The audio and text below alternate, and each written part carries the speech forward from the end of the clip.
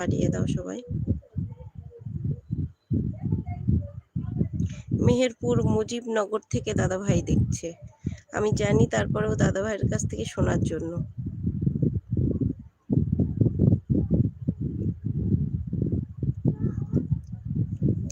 দাদাভাই এখন কি করছো? অনেকদিন দাদাভাইয়ের সঙ্গে কথা হয় না।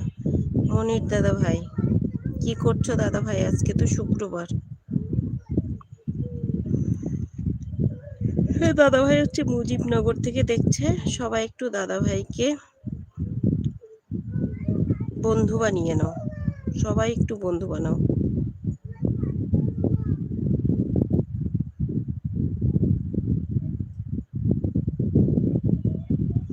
মেহেরপুর মুজিবনগর,